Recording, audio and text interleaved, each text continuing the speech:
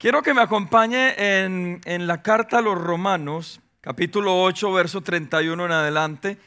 Y he titulado este mensaje con una parte de lo que en estos versículos dice y lo que hoy quiero compartir con ustedes. Romanos capítulo 8, verso 31 en adelante. Dice así, el apóstol Pablo escribiendo a esta preciosa iglesia. ¿Qué pues diremos a esto? Si Dios es por nosotros, ¿quién contra nosotros? El que no escatimó a su propio Hijo, sino que lo entregó por todos nosotros, ¿cómo no nos dará también con Él todas las cosas? ¿Quién acusará a los escogidos de Dios? Dios es el que justifica. ¿Quién es el que condenará? Cristo el que murió, es el que murió, más aún el que también resucitó, el que además está a la diestra de Dios, el que también intercede por nosotros. ¿Quién nos separará del amor de Cristo? Y escúcheme, tribulación o angustia o persecución o hambre o desnudez o peligro o espada, como está escrito. Por causa de ti somos muertos todo el tiempo, somos contados como ovejas de matadero. Verso 37. Antes, en todas estas cosas somos más que vencedores por medio de aquel que nos amó. Por lo cual, dice el apóstol Pablo, estoy seguro de que ni la muerte, ni la vida, ni ángeles, ni principados, ni potestades, ni lo presente, ni lo porvenir, ni lo alto, ni lo profundo, ni ninguna otra cosa creada nos podrá separar del amor de Dios que es en Cristo Jesús, Señor nuestro. Amén. ¿Me escuchó lo que acabamos de leer? Es muy importante que hoy esto esté en su corazón. ¿Y por qué se lo digo? En el año 1999, tal vez tenía yo un par de años de novio con Andrea y pocos años, tal vez 2 años de haber conocido al Señor y reconocerlo como Señor y como mi Salvador. Pero sabe una cosa, en ese año, en mi inmadurez como creyente y tal vez viviendo fuera de la ciudad donde yo trabajaba, estaba un poco descarriado. Estaba un poco sin ese rumbo de lo que debía hacer, sin esa forma o estructura en que lo necesitaba hacer. Y lo que ocurrió en mi vida es que por algún tiempo estuve descarriado, no a punto, estuve descarriado. Mis pensamientos, mis acciones, hubo un momento en que yo dije, esto de ser cristiano, la verdad no va conmigo. Yo no quiero seguir buscando a Dios de esta manera. Yo la verdad no creo que esta sea la forma de yo vivir. Yo no estoy preparado para hacerlo. Yo no soy la mejor forma o no soy la mejor persona para poderlo hacer. Y recuerdo que en ese tiempo había tenido problemas con Andrea en el noviazgo. Vivíamos muy lejos. Nos veíamos casi cada 3, 4, 5 meses. Y entonces, como entré en esa cuestión y en ese pleito con Dios, lo primero que yo pensé es cómo hacerle daño a una muchacha buena. Y yo me acuerdo que la llamé y le dije, hasta aquí llegamos, ya no voy más. Y como dicen algunos, no eres tú, soy yo. Pero yo le decía, la verdad era real, esto no era un cliché, era real, no era ella, era yo. Yo, hermanos, estaba más endemoniado en ese momento. No quería buscar de Dios, no quería seguir adelante. Me cansé a los 2 años de conocer del Señor. Y lo que ocurrió en mi vida es que hubo un momento en mi vida que estaba permitiendo que tal vez toda mi vida, lo que estaba a mi alrededor y aún el mismo enemigo se estaba oponiendo a lo que Dios tenía con mi propia vida. Ahora, después de casi 25 años, ahora entiendo el por qué eso ocurrió. Pero a donde hoy deseo llevarte y lo que quiero hablarte en esta noche es lo que el apóstol Pablo nos enseña, y en una de las frases de estos versos que leíamos es: ¿quién nos separará del amor de Dios? Tal vez así como yo algún día usted ha estado, o puede que esté en este momento. Por eso yo aprendí a no juzgar a la gente cuando está así. Aprendí a través de ese ejemplo en mi propia vida que no podemos desechar a alguien simplemente por un momento malo, que no podemos apartarlo ni quitarlo, ni aún negarle la gracia de Dios a través de Cristo sobre su vida. Tal vez usted y yo no estamos exentos de equivocarnos, de ese momento difícil en que tal vez, se lo digo como estuve yo, no queremos ni saber de Dios en nuestra vida. Y la pregunta es, pastor, ¿eso será pecado y estará mal? En mi propia vida lo descubrí, claro que está mal en el momento, pero el problema no es que usted y yo tengamos sentimientos y momentos como esos. El problema es que usted se quede en eso. Porque si mi testimonio en este momento fuera hace 25 años que estoy desanimado y entonces no quise volver a buscar de Dios y hasta hoy ni quiero buscar de Dios, estaría en un grave problema.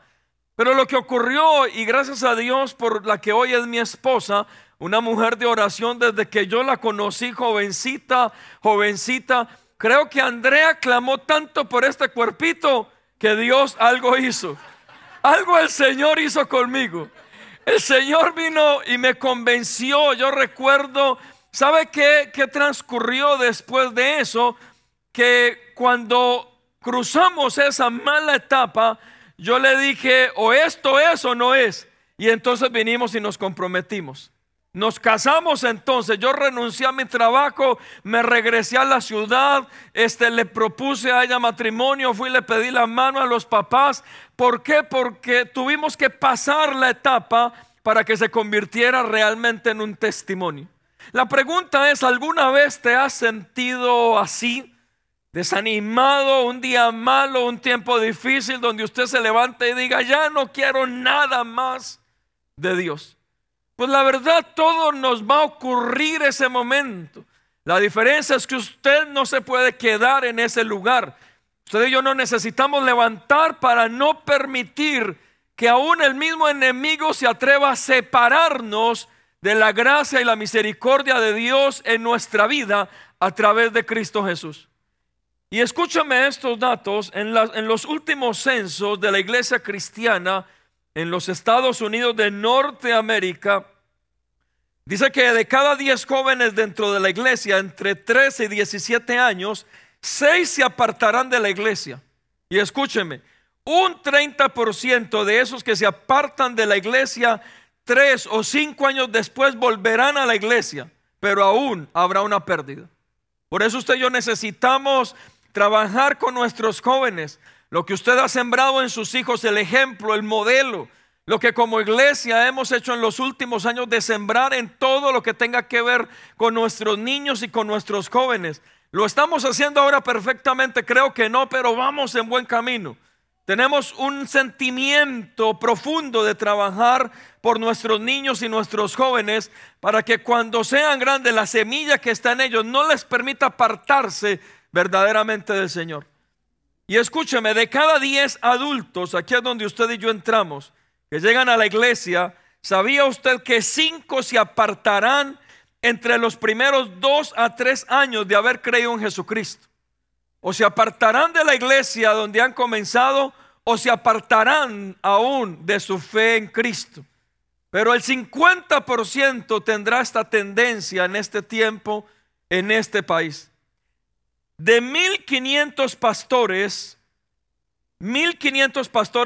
solo en Estados Unidos, renuncian mensualmente al pastorado, sin abandonar su fe, pero sí al ministerio. Pero cientos renuncian al pastorado y también se apartan de su fe diariamente en el mundo entero.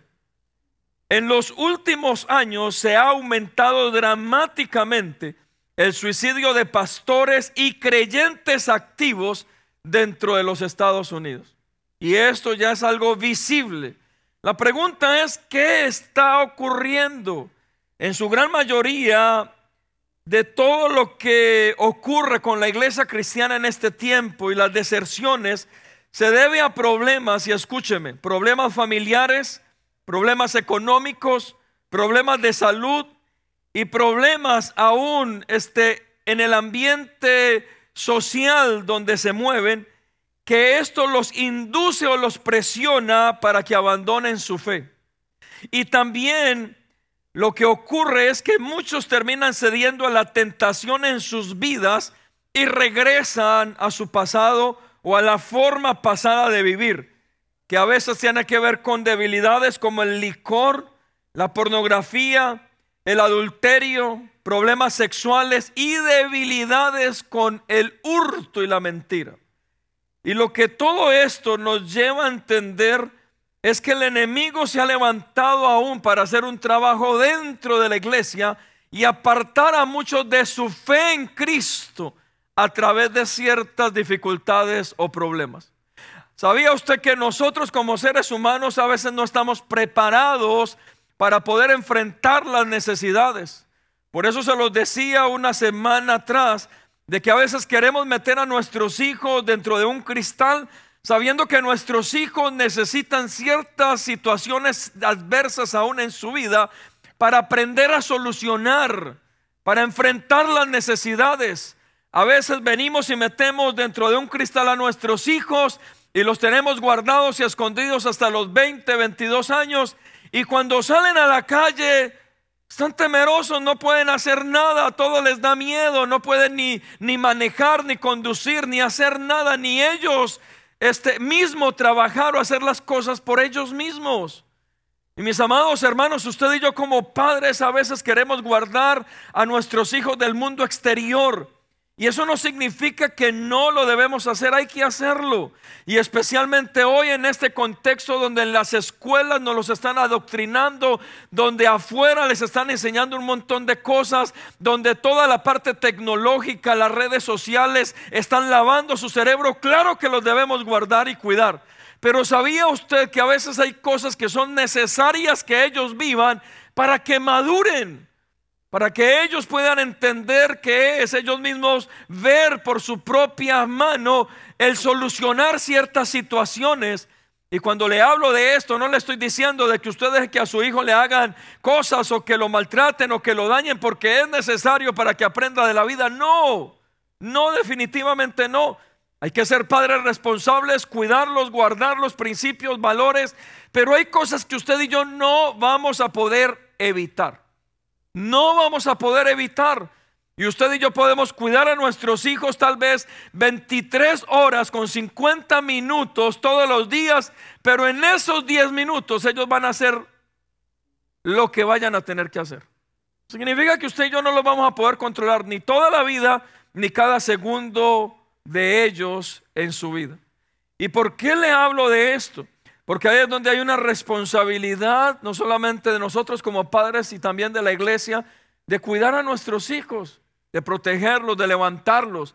Pero se lo digo porque tal vez aún dentro de su propia familia haya alguno de los muchachos que se haya levantado y haya dicho: ya no quiero volver a la iglesia. O algunos aún amenazan y dicen: cuando tenga 18 y la mayoría de edad, usted no me obliga a ir a la iglesia. Yo decido. Y tal vez esos muchachos están dentro de estos números de aquellos que posiblemente algún día se apartarán de Dios, pero que la semilla está presente y usted y yo necesitamos orar, interceder y creer que en un momento determinado Dios los volverá a traer hacia Él y ellos enderezarán su camino. Significa, hermanos, que necesitamos aprender a confiar y a depender en Dios. Pero déjeme sigo con el mensaje respecto a quién nos podrá separar del amor de Cristo. Quiero darle dos ejemplos, y son dos misioneros, tal vez de personas que han pagado o pagaron un precio en el pasado, y uno de ellos es Juan Patón. Juan Patón nació en el año 1824 y fue misionero a los caníbales de las islas del Pacífico. Juan Patón fue de los primeros misioneros que tomó un mapa y comenzó a ver dónde estaban estas comunidades o estas tribus que estaban apartadas totalmente de todo lo que representaba ciudad y sociedad. Y entre las características de estas tribus es que eran caníbales, se comían entre ellos mismos. Y Juan Patón fue a predicarle a esta gente. Dice que 3 meses después de llegar a uno de los campamentos misioneros en aquel lugar, su esposa, la esposa de este misionero, murió. Y dice que 1 mes más tarde murió también su hija menor a causa de una malaria. En su reseña cuenta que a los 3 años una pareja de misioneros que él había mandado a uno de estos campos fue devorada por aquellos hombres a los cuales ellos les estaban predicando. También dice en su reseña que en medio de las tribus que estaban evangelizando, acordaron matarlo y comerlo, pero que milagrosamente Dios lo sacó de aquel lugar y logró escapar. Y la pregunta es, con este hombre, hay personas que han pagado un precio por el evangelio, miles por el evangelio. Por eso a veces usted y yo nos podemos acomodar en el evangelio, y es algo que dentro de Comunidad de Gracia no hemos querido hacer. Pero usted sabe, en el contexto de este país donde la gente se vuelve más nominal en el sentido que todo los puede separar fácilmente de la iglesia y de Dios.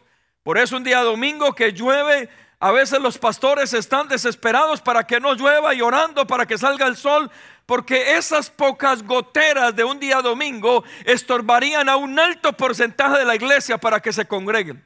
Sabiendo que en este lugar usted sale de su garaje en el carro, sabiendo que en este lugar usted parquea y sabe que solamente camina tal vez 20, 30 pasos, sabiendo que cuando ingresa a cualquier iglesia en este país hay aire acondicionado o calefacción si es el tema del frío. Pero aún sabía usted que el clima es uno de los mayores impedimentos para que la gente se congregue en este país un día domingo. Entonces imagínese, en relación a un hombre como este misionero pagando un precio por la causa del evangelio, ¿dónde nosotros deberíamos pagar un precio? Y puede que usted y yo no seamos misioneros, puede que usted y yo no vayamos a hacer lo que este hombre hizo, que es una locura completamente, pero sí, ¿cuál es el precio que tú pagas para levantarte y no permitir que el enemigo fácilmente te aparte del amor por Cristo? ¿Cuál es el precio que estás pagando en este momento? Tal vez una dificultad, tal vez una necesidad que has tenido que levantarte y aún sobreponerte, pero aún en medio de la necesidad has pensado y has dicho: nada me separará de Cristo, nada me separará de Él, nada me separará de su amor, porque no estamos exentos de cosas como esas. Mira, le doy un ejemplo más. Hudson Taylor nació en el año 1832 y dice que fue el primer hombre que vino y comenzó a preparar grupos, equipos misioneros para ir a la China. En ese contexto, hace más de 100 años, dice que tuvo 5 hijos, pero uno de sus hijos a la edad de 8 años, él estando en medio de las misiones, murió. Dice que más tarde su esposa, siendo joven, le dio cólera y también murió. Un mes más tarde de que su esposa murió, un segundo hijo murió, él estando también en el campo misionero. Dice que a los 40 años una enfermedad lo tomó, una enfermedad muy rara, lo postró en cama, y desde ese lugar siguió enseñando en medio de las misiones en algunos países o en algunas ciudades de China. También dice que cambió toda la decoración de su casa y la adoptó como si fuese una villa o un lugar de China, para poder pensar y tener su mente y su corazón en ese lugar, y vivió desde ese momento en gran escasez para que su vida se acoplara a aquellos que estaba llevando el evangelio en aquel país. En 1900, en una de las tantas persecuciones de la iglesia en China, dice que fueron asesinados más de 80 misioneros que él mismo envió a la China. Eso fue un precio que este hombre pagó. Y al final se casó cuando tenía 60 años, y a los 8 años su esposa con la cual se había casado también murió. Mis amados hermanos, uno pensaría en testimonios y lamentablemente es la mujer, perdónenme por el ejemplo que eran puras mujeres que murieron, pero es un precio que a veces las familias pagan, y es un precio que a veces uno entiende, el pensar de que el enemigo se puede levantar para separarnos del amor de Dios, y usted y yo no se lo podemos permitir. El enemigo puede traer situaciones sobre su vida, adversidades, pero sabe una cosa que yo he descubierto, y con todo mi corazón como pastor se lo digo: en un 95% de los problemas que nos quieren separar a nosotros de Dios, Dios no tiene nada que ver, sino que son problemas en los que usted y yo nos metimos. El problema es que le echamos la culpa a Dios porque no nos responde, porque no nos habla, porque aparentemente no está ahí. Pero un 95% de porcentaje de los problemas que a nosotros nos quieren separar de Dios, que tienen que ver con tentaciones, con pleitos, con contiendas, con la economía, aún con la misma salud, un 95% tiene que ver aún con nosotros mismos, no con Dios. Y el problema de nosotros es que terminamos echándole toda la culpa a Dios y separándonos de Él. ¿Y sabe el diablo qué hace? Está feliz porque cumplió su objetivo. Porque a través tal vez de un problema difícil en usted, de una situación adversa, ¿qué hizo el enemigo? Cumplió su objetivo de apartarte de ese amor profundo que Dios ha tenido por ti. Y tal vez una de las preguntas continuamente en el corazón de nosotros como creyentes, y créame que esto lo escucho yo más comúnmente en las personas cuando están en procesos difíciles, la pregunta es: y entonces en medio de mi problema, ¿dónde está Dios? Y la pregunta es correcta, no le estoy diciendo que no lo haga, pero usted y yo deberíamos tener la fe de que aún Dios, en medio de tu problema y tu necesidad, Dios continúa estando donde siempre Él ha estado, en su trono. Él siempre ha estado y seguirá estando ahí cerca de ti. Él no te ha dejado. El hecho de que tú y yo no estemos viendo una respuesta directa o una solución inmediata, eso no significa que Dios esté ahí presente. Algo Dios está haciendo detrás del telón, y tarde que temprano veremos la respuesta de Dios y entenderemos que lo mejor que pudimos haber hecho, ¿sabe qué fue? No separarnos de Él en momentos difíciles. ¿Cuántos dicen amén? Y yo hoy lo quiero motivar y animar para eso. ¿Sabe? En medio de un momento difícil, ¿sabe cuál es mi consejo para usted? Métase más con Dios. En medio de una necesidad, métase más con Dios. En medio de una crisis, métase más con Dios. Le aseguro que al final, cuando usted solucione el problema, se va a dar cuenta que fue lo mejor que usted pudo haber hecho y no permitió que nada, repita conmigo, nada nos pudo separar del amor de Cristo, porque es un amor perfecto sobre nuestra vida. ¿Cuántos dicen amén? Me encanta poderlo ver de esta manera. Pablo entonces en la carta a los Romanos, los versos que leíamos, hace una lista, y tal vez usted pensará, pero bueno, ¿por qué la lista? Una de las cosas que más me gusta del apóstol Pablo es que el apóstol Pablo en vida fue lo que Cristo deseaba hacer y que él pudiera ser. Lo que el apóstol Pablo dice, y por eso varias veces lo usa, y le dice a sus discípulos en varias iglesias, les dice: mírenme a mí e imítenme a mí, porque yo soy un fiel imitador de Cristo Jesús. Y lo que Pablo estaba diciendo es que él hacía absolutamente todas las cosas guiado por lo que el Señor deseaba en su propia vida. Y cuando él habla de que nada nos separará del amor de Dios, yo encuentro que Pablo tenía autoridad para poderlo decir, que él tenía toda la autoridad para enseñarnos o darnos esta enseñanza, porque fue alguien que en vida verdaderamente peleó para que nada lo separara del amor de Cristo, nada. Y usted pensará, pero entonces ¿qué hizo el apóstol Pablo? Y tal vez lo que él hizo se convierta hoy para usted y para mí en una gran motivación para seguir adelante si estamos atravesando por un mal momento. Lo primero que descubro en Pablo es que una de las cosas que no lo pudo separar a él del amor de Dios, ¿sabe qué fue? Las persecuciones. Las persecuciones vinieron sobre el apóstol Pablo, y él lo relata en la segunda carta a los Corintios, capítulo 11. Segunda carta a los Corintios, capítulo 11. Mira el precio que el apóstol Pablo pagó para poder compartir acerca del evangelio y colocar esta semilla en este lugar y en muchos más lugares.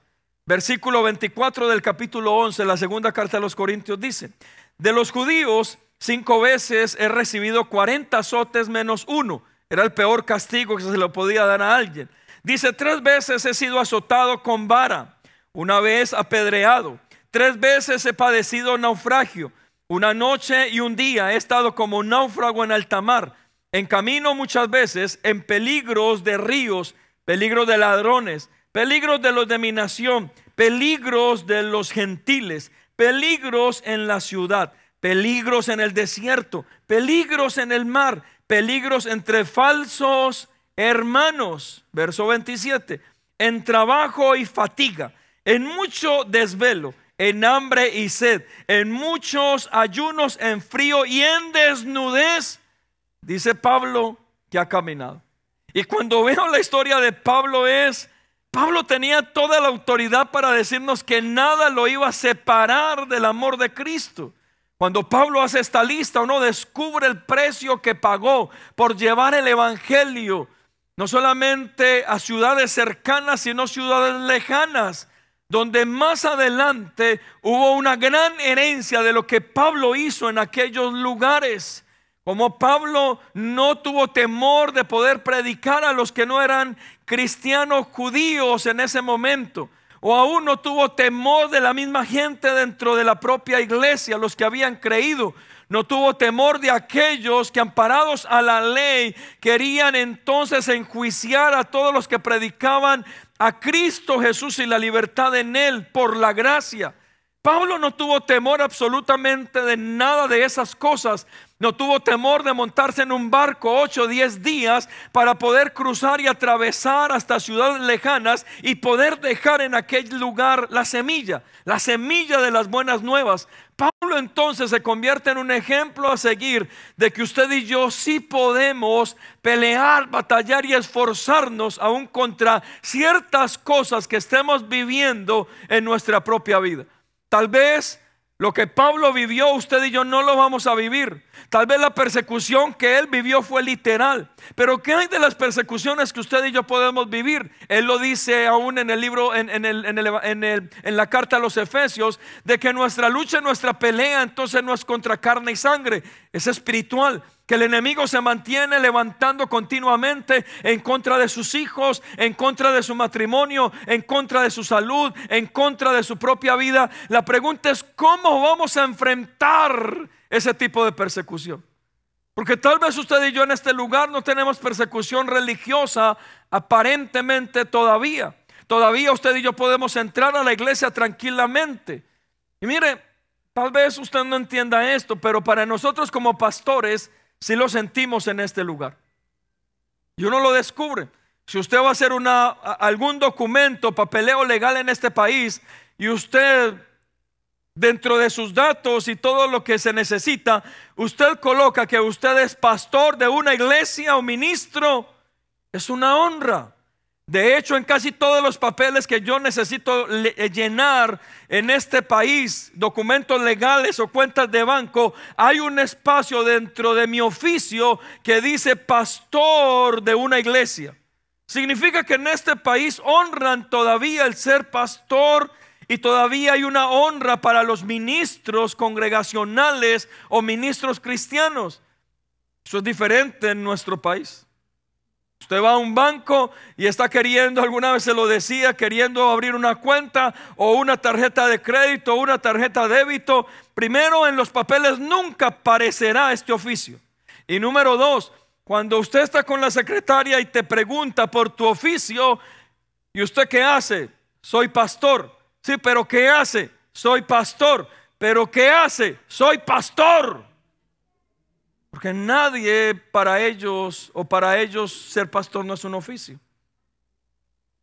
¿Sabía usted que todavía hay personas que yo conozco que no trato hace tantos años, y que cuando me preguntan qué hago y le digo que soy pastor, me dice: sí, pero ¿en qué trabajas? Porque no lo ven como un oficio. Y mis amados hermanos, solo ustedes que han estado cerca de nosotros saben que el ser pastor es un oficio, es un trabajo, y es digno y es honroso. Eso nos da a entender que todavía la persecución no está en este país, que usted libremente puede pararse en un parque a hablar, que usted tiene la libertad de expresión y puede hablar respecto aún a su religión, lo que usted piensa, lo que usted cree. Claro, se ha convertido en un cuchillo de doble filo en este contexto, porque así como nosotros lo podemos hacer, todos lo pueden hacer, y gracias a Dios nosotros lo hacemos para bien y sanamente, pero hay otros que no lo hacen de esa manera. Pero lo que voy con esto es que usted y yo podemos estar viviendo cierto grado de persecución, y tal vez no en lo natural, sino en lo espiritual. La pregunta es: ¿permitirás que esa persecución te aparte de Dios? ¿Permitirás que lo que el enemigo se ha levantado a hacer en contra de tu familia y de tu casa te aparte de Dios? Porque yo le voy a decir algo: si con Dios nos cuesta, imagínese sin Dios. Usted y yo terminamos tomando las peores decisiones. Por lo menos Dios nos mantiene ahí a raya. Por lo menos no nos deja apartar, por lo menos estamos dentro de lo normal y correcto. Pero piense por un momento, si Dios no estuviera, tomaríamos decisiones tan fuertes y tan incorrectas para nuestra familia, nuestra vida y nuestro futuro. Y ahí es donde usted y yo necesitamos pensar qué es lo que en este tiempo nos quiere separar de Dios, porque usted y yo no se lo podemos permitir. El apóstol Pablo entonces tenía toda autoridad para decir que aún en medio de sus persecuciones y del precio que tuvo que pagar, nunca pensó en negar a Cristo. Cuando mi esposa y yo nos fuimos, aquí hay una pareja muy hermosa que queremos mucho, Víctor y Nancy. Ellos desde Guatemala los conocemos hace casi 20 años. Y una de las cosas que hacía Víctor y Nancy siempre eran los diciembres. Imaginen, nosotros estudiábamos en el instituto sin plata, sin comida, ya saben, misioneros. Y siempre ellos nos rescataban. Siempre iban por nosotros al lugar donde estábamos, nos llevaban a su casa, nos hacían banquete. Pero sabe una cosa, a pesar de todas las dificultades que pudimos vivir Andrea y yo en Guatemala, en los 4 años que vivimos como estudiantes, las necesidades, las crisis, tal vez las falencias, pregúntenos a nosotros cuántas veces nos quisimos regresar a Colombia. Ni una sola. Porque descubrimos que nada nos iba a separar del llamado, del amor que Dios tiene por nosotros. Pero sabe, hay que pagar un precio, hay que enfrentar aquello que a ti te quiere separar. No puedes permitir que el enemigo te introduzca en un juego y al final apartarte de lo que verdaderamente es valioso y importante, y es el amor de Cristo en tu vida.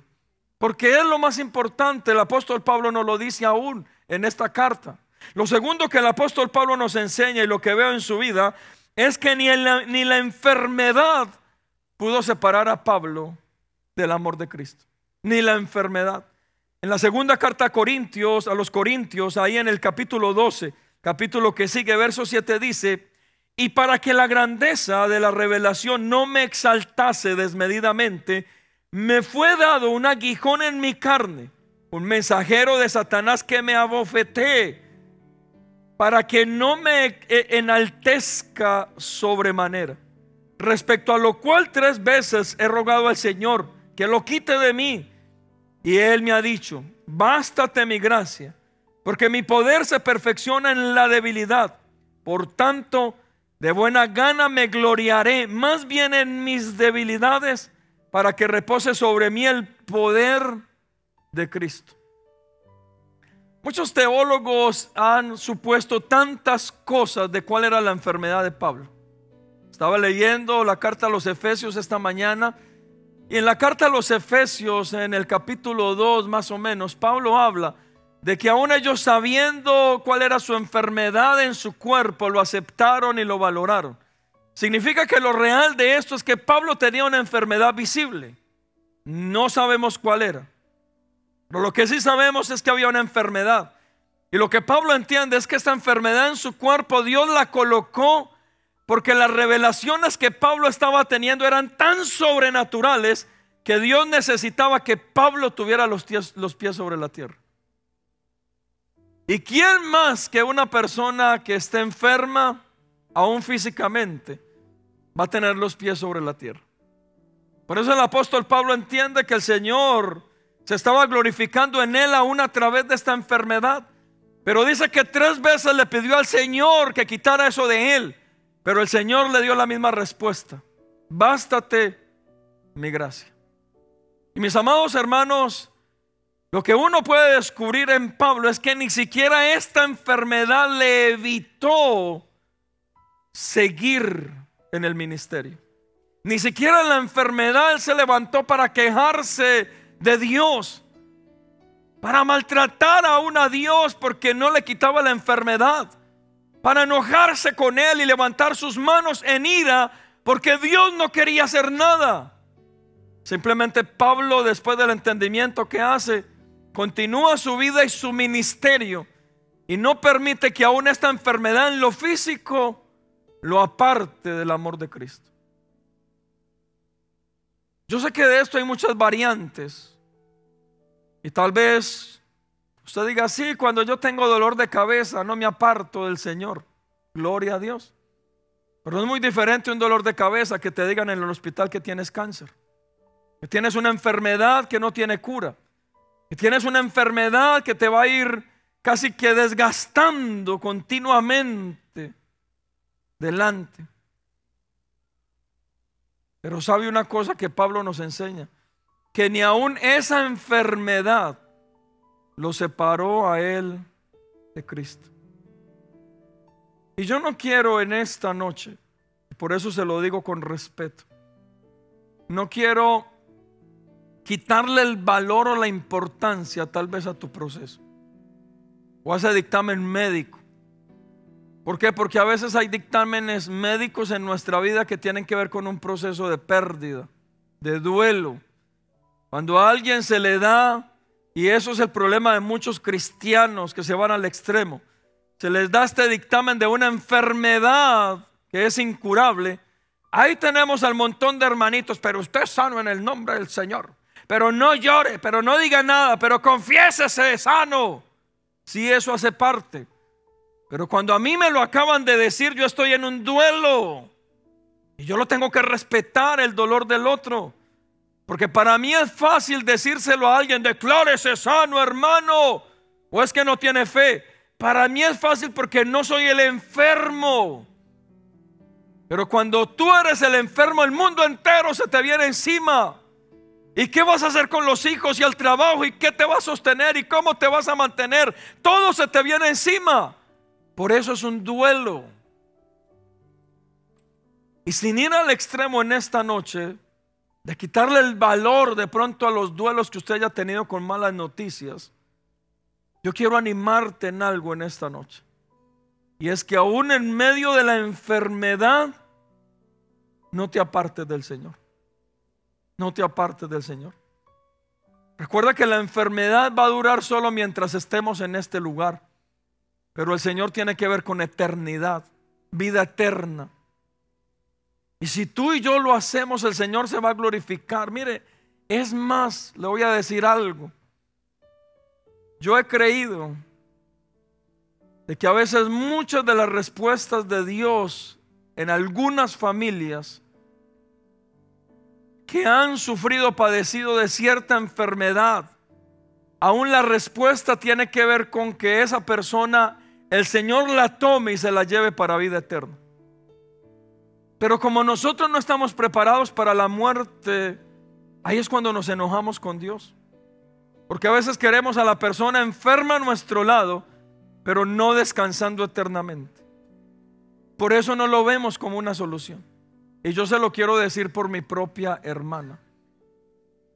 Una mujer hermosa, maravillosa, a los 46 años la tomó el cáncer. 2 años siguientes, a los 48 años, estaba muriendo de cáncer.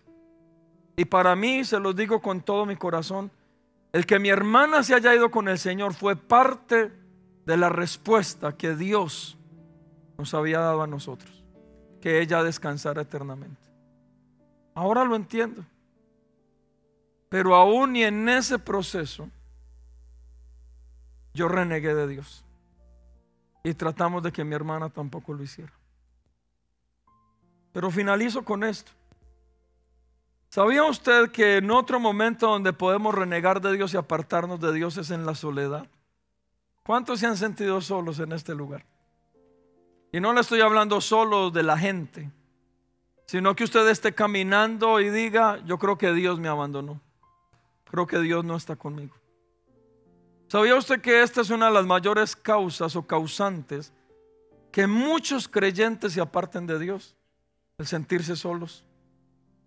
Porque el sentirnos solos es un sentimiento de que hemos quedado desvalidos, desprotegidos, que nos han rechazado. ¿Y cuántos de nosotros a veces nos hemos sentido solos? ¿Y sabe cuál es el problema de este sentimiento en nuestra vida? Que el enemigo puede venir a nosotros y nosotros podemos ser presa fácil por las emociones, sentimientos y todo lo que hay en nosotros. Y especialmente si nos sentimos solos pensando que Dios nos ha abandonado, comenzamos a renegar de Dios, Comenzamos a apartarnos de Dios, comenzamos a negar la fe y el enemigo ve todo un campo fértil para él venir, colocar sus pensamientos y su mentalidad en nosotros, que al final nos terminan guiando en nuestra propia vida, apartarnos de Dios. ¿Sabía usted que Pablo vivió de soledad? En la carta a Timoteo, Pablo dice que cuando lo estaban enjuiciando, nadie estuvo con él. Que uno de sus discípulos se fue, se apartó de él, se fue al mundo. Cuenta también que algunos estaban hablando mal aún de él. ¿Y qué hizo Pablo? Se lo entregó al Señor. No podía ni con él, imagínese. Y aún Pablo en cierto momento se pudo haber sentido solo, no de las personas, sino también de Dios. Es tal vez un sentimiento que vayamos a tener algún día. Pero dice que ni aún en eso él se apartó de Cristo. Continuó. ¿Dónde lo puedo ver? Al final de la historia del apóstol Pablo. Mis amados hermanos, la pregunta es: ¿qué es lo que te está queriendo apartar del Señor en este tiempo? O tribulación, o pleitos, o debilidades, o tentaciones, o pecado.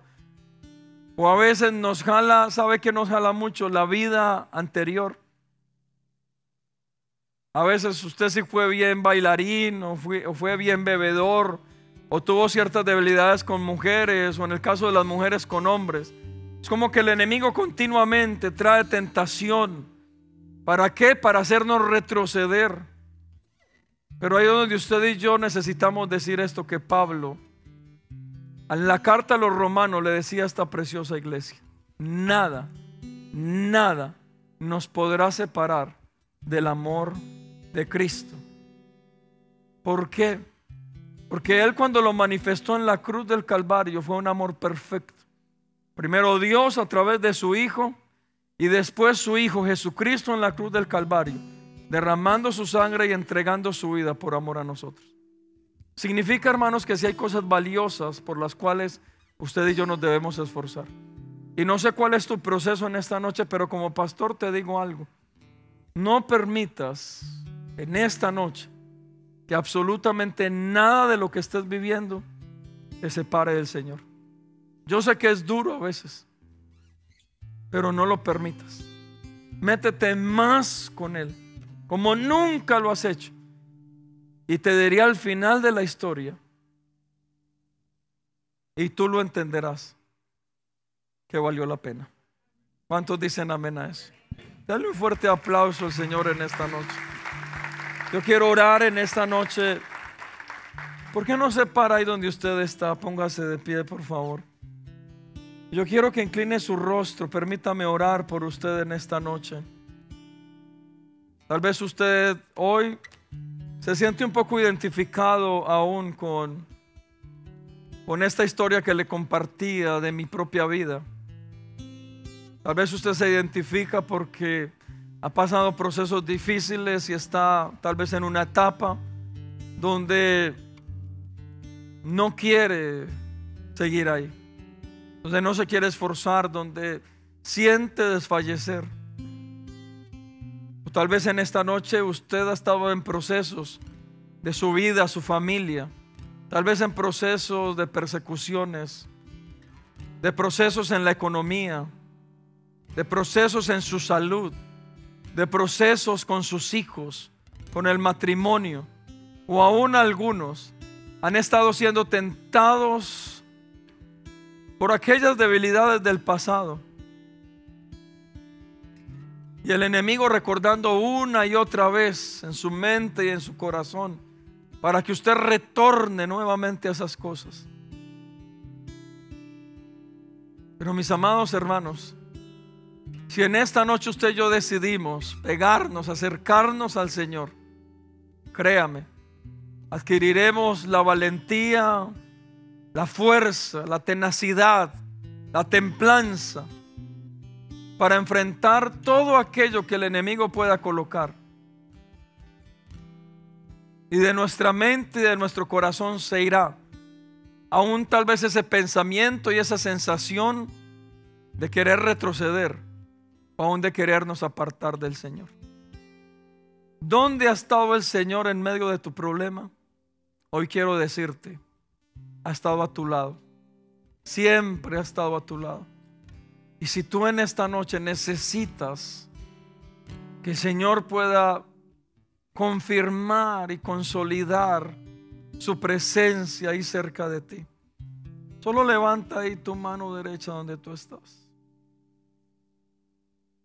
en señal de que crees esta palabra, de que el Espíritu Santo está tomando el control, el poder, la autoridad, de que el Señor, su sacrificio en la cruz del Calvario no fue en vano, y que hoy en este lugar el Señor hace presencia para fortalecernos, para dirigirnos y para que tú y yo entendamos en esta noche que nunca hemos estado solos, que Él siempre ha estado ahí.